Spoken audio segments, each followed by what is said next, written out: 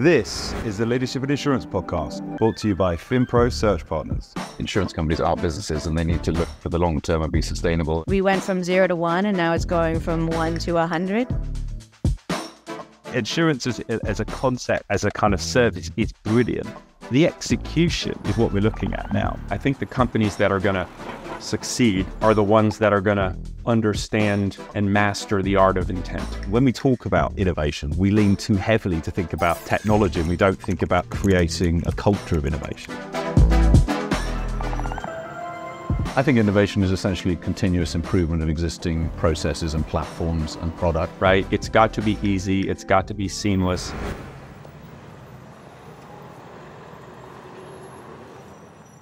Hello and welcome to another episode of the Leadership and Insurance Emerging Tech Series podcast. I'm your host, Gavin Savage, and I'm very lucky to be joined by the co-founder and CTO, Brian Moseley from Sixfold. Brian, welcome to the show. How are you doing? I'm good. Thanks for having me.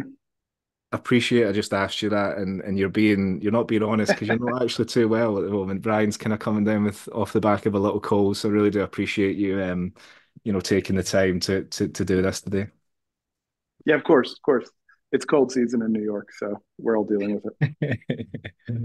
And before we kind of get into everything, I think it's a nice place to start, and probably quite fun for you as well. I'm always interested in the kind of journey going way back into how you got into tech, really. You know, what was the passion for it way back into the beginning, and I guess how you navigated through your career into co-founding an insurtech in Sixfold.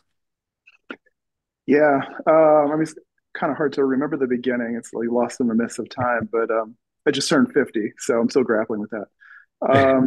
I don't know, I loved video games when I was a kid, and that kind of set me on the course for computer science in school. And then, I was a senior in college. What my fraternity brother started a tech startup. This was in '95. So it was, the leading edge of Web 1.0. And that's the first taste I got of being, the fourth or fifth employee at a very early social media company. And that led me to dropping out of school and moving to San Francisco to work in Web 1.0, dye my hair and put earrings in and sling HTML and Perl. And I just had a taste for startups, and I did a lot of them over the first couple decades of my career. Some other kinds of experiences as well, but a lot of very early stage. One that kind of rocket shipped to an IPO, so I got to ride that ride fairly early in my career, and a lot of other ones that didn't go so well. Eventually got to the point where I wanted to co-found my own. So 2013, I and a couple other folks started a hyperlocal journalism company in San Francisco. Still no one's cracked that nut in terms of like the business model around local journalism. It's still in the toilet, and so clearly we weren't successful at that. But after 3 years of being a startup founder and CTO and a longtime engineer, I thought that there's a set of skills I haven't acquired yet about how to work and be successful in a big organization. So I joined a friend of mine at American Express, moved out to New York, and spent 7 years there. I was the head of developer experience there for 5 years, and I looked after the quality of life for 10,000 software engineers around the globe, helping take friction out of their process and helping radiate the technology brand of American Express outside the company. I had our open source office, so I got to advocate for a big budget to sponsor open source developers and projects and give back to the community, given how much of their work, our own internal proprietary technology was based on. So it sort of brought me to the point where last fall, Alex Schmelkin, the CEO of Sixfold, and somebody I'd known for almost 2 decades, came and pitched the idea of Sixfold to me. And after 7 years in a Fortune 100 company, I think I was ready to go do something new again, something 0 to 1.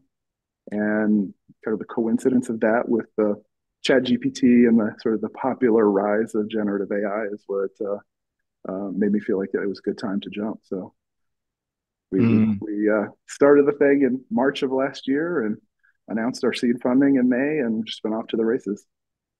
Yeah, it's quite a journey personally, and And I was going to ask that question, like why then decide to go to American Express? But I guess we can probably like to unpick that a bit later on in terms of what were those skill sets that you felt that you were lacking. But yeah, I mean, Sixfold, I mean, what a hit in the insurtech space, timing coupled with the stuff around Gen AI that's going on. It's, as you say, it's taken off and you guys have gained a lot of traction quickly. For those that might not know who Sixfold are, I reckon the vast majority will that listen to this podcast, but could you kindly run us through the mission and vision at Sixfold, please?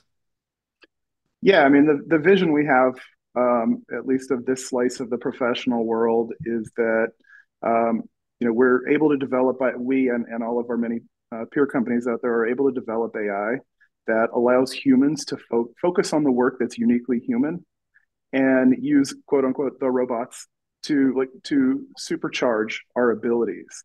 Um, and we think in our vision, it's much less of a delegation of responsibility and more of a to the co-pilot, to the person sitting in the next chair, the robot in the next chair, and it's much more of like a melding of abilities to amplify what the person is capable of. And so, the kind of the business mission we have is to use this concept to bring AI powered decision making tools to insurance underwriters and to give our customers insurmountable advantages over their competitors through their use of these AI powered decision making tools. Excellent, thank you. And how's the appreciate you're a startup guy through and through, but 7 years it's you know, FTSE 100 and American Express, and then going back to founding a company, raising funds, hustling again in the start. How's the journey been personally for you coming back into it? Was it like riding a bike, or has it been a bit of an adjustment for you? Both. I Yeah. mean, like I said, I did 20 years in one company after another, serving lots of different industries. And so the mechanics of starting from scratch and building something from nothing, beginning with a vision and just like slapping tech on paper and iterating furiously and testing with customers and getting feedback, like, oh, that's old hat to me. But there's definitely a lack of structure that you Mm. experience when you leave a big environment like that, and come back, and there's a tendency to want to import that structure from the bigger organization and behave like a more mature company Mm. too early. And so, I relied on external feedback to help me sense when I was falling into that trap. And sometimes knowing what it looks like when you evolve five or six or eight or 10 generations is good to set you on a course, but you have to know that you're only taking the first few steps towards the mountain. You're not climbing the entire mountain right at the beginning. So I think it's very helpful to have had that big company experience and see what the future could hold for a company that's just getting started. But you really got to scale back the ambition in terms of the hierarchy you create in your organization or the specialization of roles or the amount of process you put into place. Mm. Yeah, I mean, there's something quite fascinating for me anyway, looking at American Expresses and multi-billion-dollar making companies, how they just, for hundreds of years, of just ticking along nicely. And, it's like a well-oiled machine. There is something, whilst I'm a startup guy and I work in a startup at FinPro and we help startups recruit talent, there is something quite mesmerizing about those companies that just work so efficiently for hundreds of years, isn't there? Um, but yeah, I think that the reason I asked probably the journey aspect for you, how's it been, is because you've kind of came back into the venture space when it was really struggling, in terms of raising capital was super difficult, probably a bit more challenging than when you were raising funds pre-American Express. I think the tailwind we had this time was being associated with generative AI. Now, we're Mm, a vertical SaaS provider. We're yeah. not building AI infrastructure, so it's not the same thing. But there's just some froth in that space in general. And I think the excitement, maybe in the venture community, to start to fund ideas that are applying generative AI techniques and building on that infrastructure that's been so heavily invested in to solve vertical business problems. And I think so. I think that was part of the timing aspect of it as well. That appetite to really start investing in those kinds of ideas was there. Mm. And on the kind of Gen AI piece, but I kind of have conversations daily from a recruitment perspective when we're speaking with people like yourself, for example, in recruitment, but also doing this podcast, and I do struggle like when we talk about insurance, the use cases for Gen AI, for example, what it's capable of doing, its operational efficiency and time and speed, and it's frothy, fluffy words for me. I sometimes I'd love just to get a bit more insight, especially from someone like you, and appreciate maybe you can't divulge it, but those specific use cases whereby what is it that Gen AI can do for the insurance industry now? And I guess question is probably twofold. Do you have any specific use cases where you're really seeing might not be the most exciting, but it's clearly tackling a specific problem?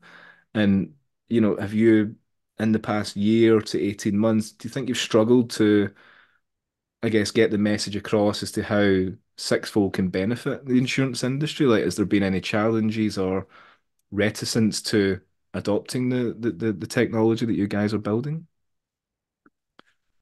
So let me start with the first part of your question around, what can Gen AI do for insurance? And Mm, and I'll constrain my answer by saying we are very narrowly focused on underwriting. That's all we do. We see yeah. tons of opportunity outside underwriting, but our path to winning is by being really focused on one thing and doing it very, very well, better than everyone else, right? Mm, And so, in the context of underwriting, you know, what I think the opportunity is to not just is to graduate past sort of the mechanical gathering of data.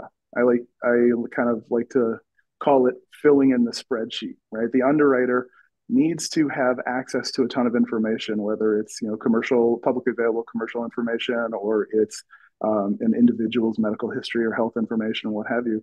Um, and they have to read it all and absorb it all and understand it and extract the nuggets in there that represent significant risk factors. And then they have to compare that to their company's risk appetite and decide, is this a good risk for us or a bad risk? And that human reasoning, that application of human intellect, that's the thing that Gen AI addresses that the previous generations of ML and other techniques didn't come close to. mm, Or when other companies in previous generations of these of ML tried, they had to narrowly constrain the world and kind of create their own new processes and their own new ways of thinking, and then force their customers to adapt. And so I think the opportunity with Gen AI now, especially how we're harnessing it, is that we can adapt our tools, the superpowers that we provide to the underwriters, to our customers, and how they work and what their definition of risk appetite is. Um, and then we can take that reasoning action that the underwriter is doing, that's pulling all these facts together and assessing them in a context. And an LLM can help with that. It can supercharge that. It can make it fast, and it can make it as accurate as the best underwriter out there. Doesn't necessarily have to be mm, perfect in a way that humans are never perfect, but it can be as good as the best underwriter. And so, what with Sixfold, with our product, our assertion is that we will, number one, make the operation of the underwriter more efficient because we aid that reasoning process and we compact it. But number two, we create more capacity to underwrite more and to generate more gross written premium because we can focus people in on the right risks and mm, to spend their time on and create the capacity for them to do more risks. So or to evaluate more submissions, to find the right things and do more of them. So we're helping with the top line and the bottom line. And I think you could take the concept of facilitating human reasoning and apply that in many more places than just underwriting insurance applications, um, both within the insurance lifecycle, but also underwriting in other contexts. I mean, underwriting loans comes to mind, right? mm. Um, It's that reasoning process where we're adding a new layer of value on top of everything that came before. Yeah.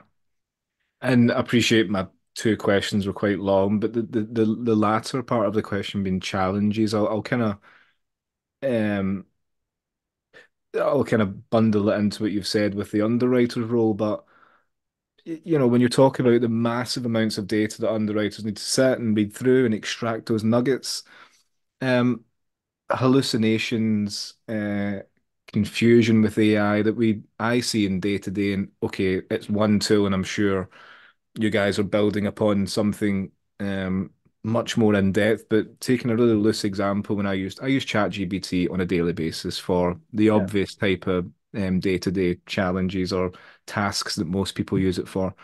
And yeah, it gets confused a lot of hallucinations. So, do you feel like there's still that, again, those challenges from communicating that this can help and this can be reliable, it's secure?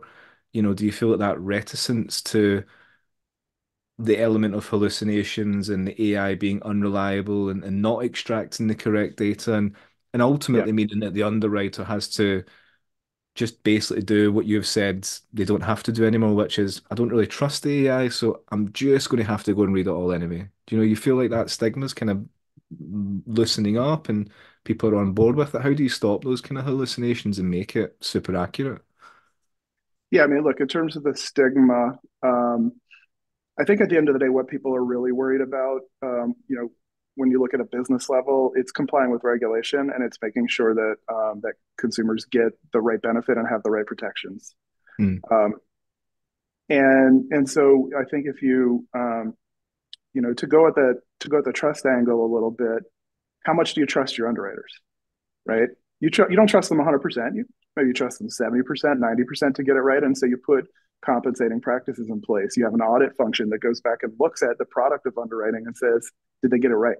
How often did Hmm. they make the right decision? Are there dimensions of getting it wrong that we can extract and learn from and put a feedback loop in place? And um, LLMs, generative AI, is similar in that it's probabilistic. It's not gonna produce the same answer every time you ask it the same question.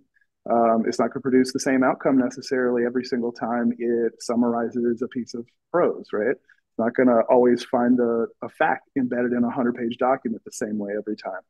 And so that's why you have to keep the human in the loop and have the underwriter say, look at the output of what came from not just the LLM, but like the overall risk analysis engine, and say that was right, that got it right. Oh, here's a place where it missed the mark by a tiny bit. Let's give some feedback to the model so the model can get better. Oh wow, here's a place where you completely got it wrong. The product is missing the mark here. There's some work to do iterating on the product to make it better, so that the human makes the decision, not the Hmm. computer. The human takes the output of the analysis process and uses that as an input into the pricing process, not the computer. And then the human gives feedback to the system, and whether that's feedback that pipes directly to the model to make it fractionally better, or whether that's feedback that goes to our product team to make the product significantly better in some meaningful way.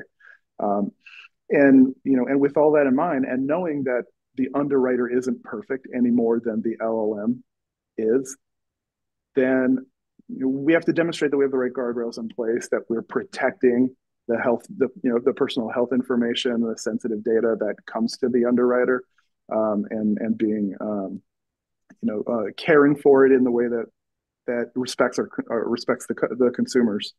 Um, when people understand that, and they look at how we're kind of like leading the way to help define the regulations and what good governance looks like in this space, then they build the trust, right? Or they transfer the trust they have for their humans over to our system as well, because it's got the right checks and balances. They have their checks and balances inside the organization. Like we're even being used in audit functions with some of our customers, where our tool is the thing that's checking to see if the underwriters got it right or not. So there's different ways that we can help with those feedback loops that they've already got, right? And I think ultimately that's the best that that can be done like with this generation. Now, when we hit AGI at some unknown point in the future, um, then maybe there's a different level of trust or distrust that comes into play then. But right now, I think it's releasing this idea that the software's got to get it perfect every time, and so deterministic calculator based, 1 plus 1 always equals 2 way, and comparing it to the Mm. human accuracy, that frames the problem differently for the customers. Mm. Yeah, that's really interesting, and I appreciate that you guys are focused on, as you say, underwriting. I assume in the main kind of customers are large carriers and MGUs then. Yeah, Yeah, yeah. that's right. And do you kind of the wider question, the opportunities you mentioned, you and the team are seeing a lot of, exciting use cases outside of underwriting. Do you kind of envision, is there any kind of specific opportunities that you're seeing with an AI that can have on insurance, like that you guys at Sixfold think once we really nail this underwriting piece, we're definitely going to move into this area, whether it be claims or, whatever. Is there anything you're particularly excited about with AI outside of underwriting? I'm going to give you an unsatisfying answer. We're excited about a lot of things outside of underwriting, about the possibilities for expansion, but we're really focused on conquering underwriting right now. Yeah. Okay. Okay. Fair enough. Um, Brian, you kind of mentioned the at the beginning of the show on you felt like you had to go to American Express and there was something that you were missing as an engineering leader or CTO. Like, what was the moving into America? What were those things that you were trying to, I guess, what were the strings that you were trying to add to your bow at that point? Because as you say, by that point you've got 14, 15 years as a leader. What did you feel like you were missing and American Express could fill? So, to answer your question, I have to correct you because I didn't have 14 or 15 years of experience as a leader. I Okay. had I had nearly 20 years of experience as a hands-on engineer As a focused coder. on making Yeah. the computer do things for me, but much less about how to understand human organizations, groups of humans, especially very stratified, very wide ones, globally dispersed ones, and applying influence and figuring out how to be successful in that context. Right. So Mm. I needed to grow beyond just my ability to make a computer put a fancy web page on screen. And and I couldn't think of a better place to do that than a highly regulated financial services company that had a global footprint, that had a very strong brand, and as I discovered through the interview process, had a real focus on modern technology and doing things to my standards that I didn't expect when I first went there, and started exploring. Mm. Um, and so I was able to kind of take. I wasn't so constrained by the maybe lack of technology maturity that I couldn't be happy, but also had a ton to learn there about how to get groups of people to work together to accomplish common outcomes, or even how to work in the absence of shared goals with someone else who I needed. And with a function like developer experience where I spent so long, that's a central function where other people in the company are my customer, but also other people in the company are my dependents. And I can't get anything done unless, say, the cloud infrastructure team is on board, or the enterprise architecture team is on board, or whatever. And so, really figuring out how to step into other people's shoes, understand what motivates them and what success looks like for them, and creating win-win scenarios, like all of those kinds of skills. I didn't even know some of them existed or were necessary to be a good senior leader until I threw myself into that environment.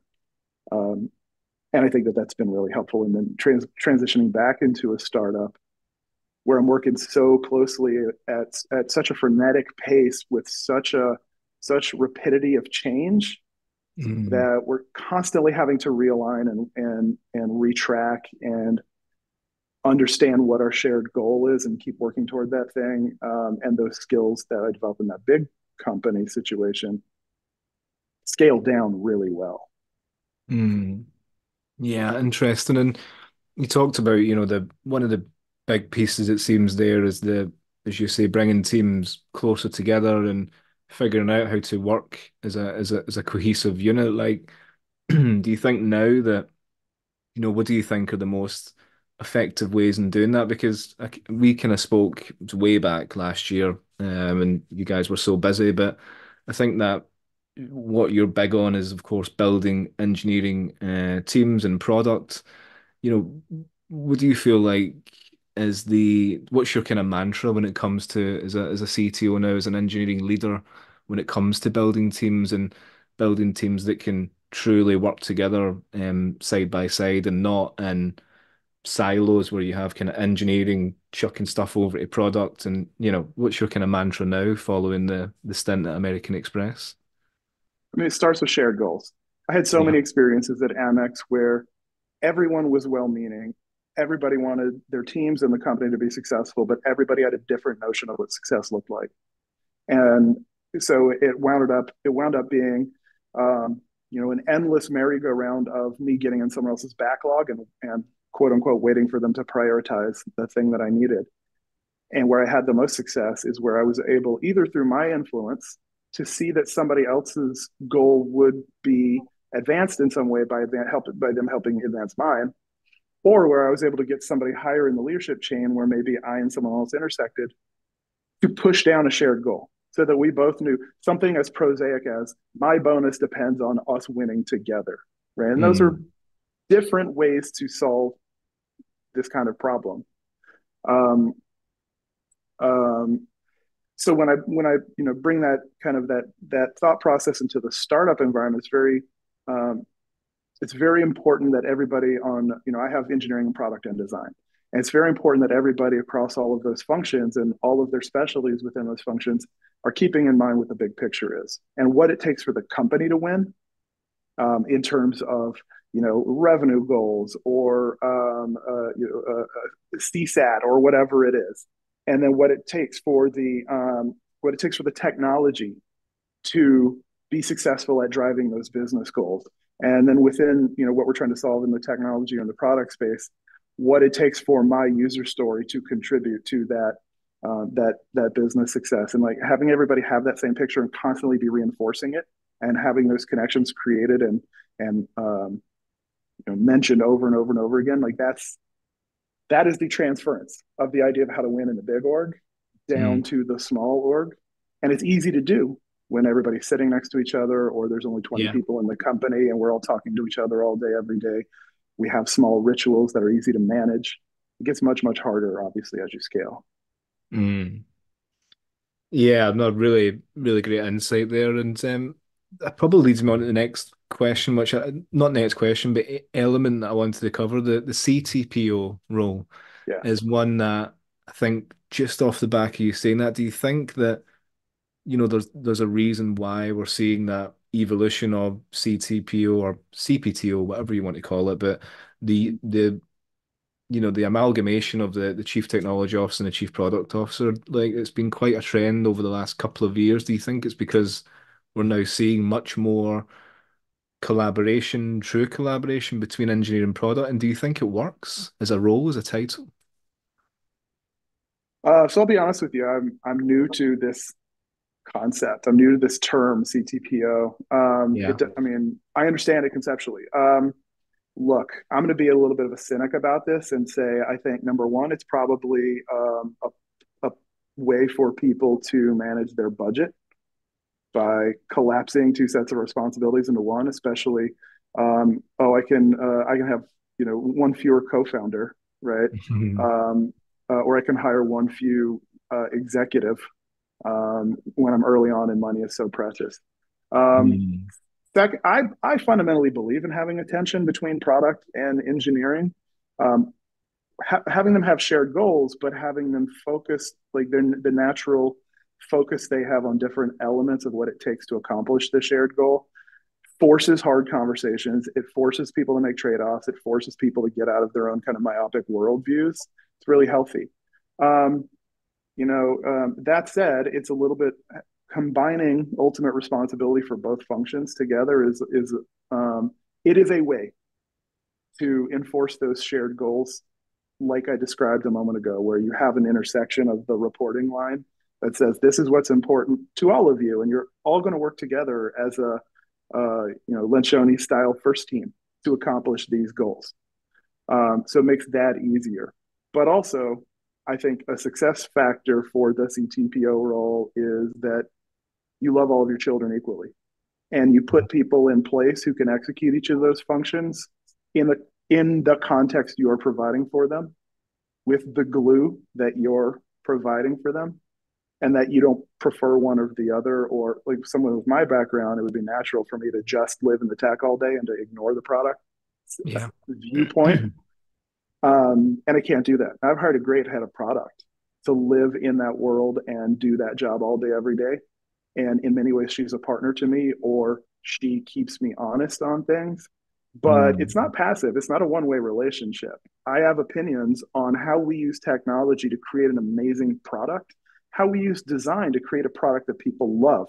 Because let's be honest, most enterprise software is either neutral in terms of user delight, or it feels like you're getting punched in the face. That's an aggressive way to say it, I know, but it's actively unpleasant to use. And I'm not gonna call anybody out by name here, but I think we all have those experiences more than we like.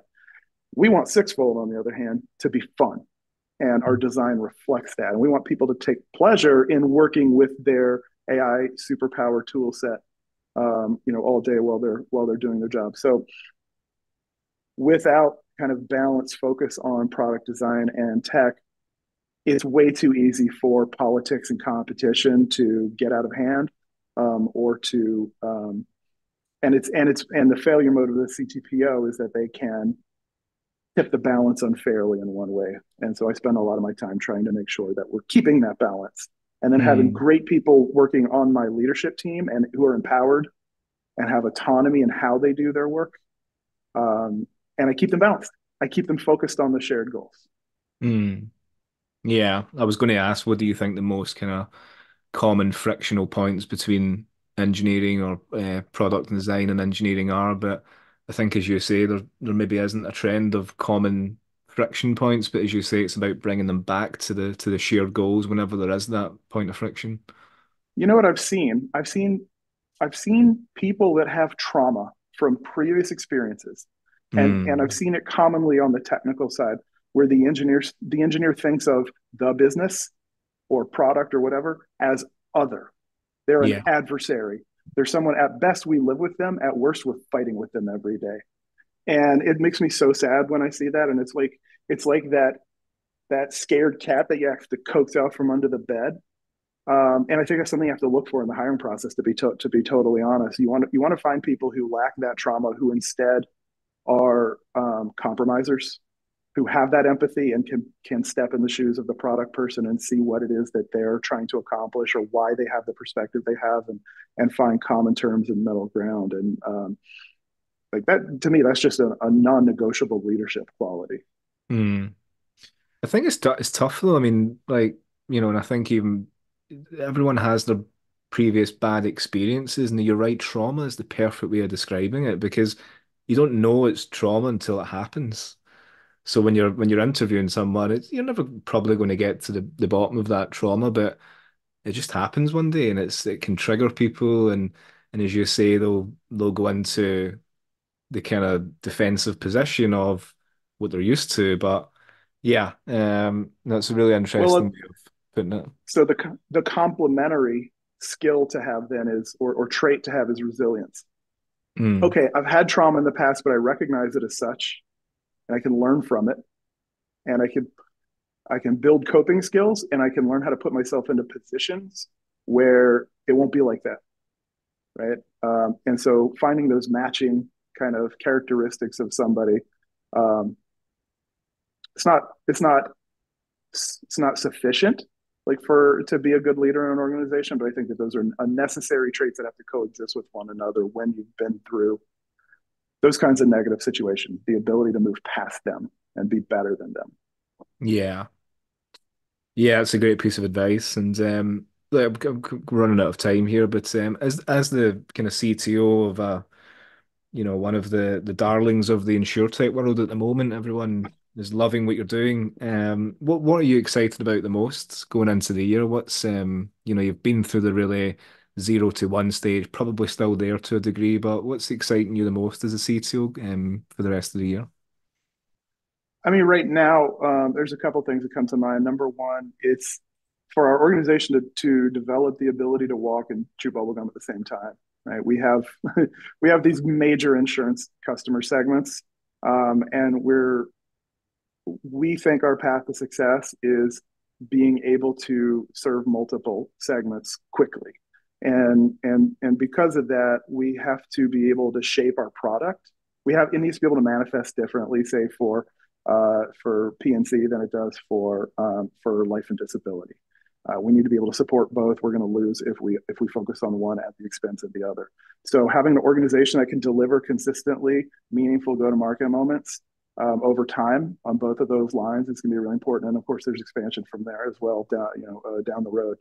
And then secondarily, I think there's building real robustness, resiliency, availability, performance at the AI layer, right, with the vector stores and the LLMs, and reducing the kind of risk of catastrophic failure due to over reliance on one model provider or another, due to the ever changing nature of models and the generational advances in models and their different latency profiles and the drift in their kind of ability to be accurate for us. So like really developing software infrastructure and like AI development lifecycle nuances that help get us to the point where we can confidently offer an LLM based service with the uptime and the performance and the predictability and the predictability in terms of operational characteristics and the trust in terms of the thing always being there and always being able to work on my behalf that you would expect out of any enterprise grade software solution. Just because Mm. LLMs are not deterministic doesn't mean we shouldn't have the same operational expectations for them. So we're putting a lot of effort into there, and I predict that we're going to be able to help advance the state of the technology infrastructure that enables those kinds of things. And I hope that we'll be able to do it in open source in a way that gives back to the community because it is so important to me. Mm. Awesome. And then sprinkle on top of that, adding hopefully some more great people to help you do that. 100%. Yeah, hiring, recruiting great people to build out the team and add more capabilities. It's the most time consuming and important part of my job right now. Mm. Yeah, I empathize with you on that front. Engineers are tough to hire at the moment. For any great engineers listening, get your CV in front of Brian at Sixfold. But I look, I think that this has been a really great conversation. I really appreciate you again coming on. I know you're super busy and off the back of not feeling too well, as I say, we call it the lurgy in Scotland. But yeah, wishing you a kind of speedy recovery. But Brian, thank you so much for coming on. It's been a pleasure. Thanks, Gavin. Thanks for having me.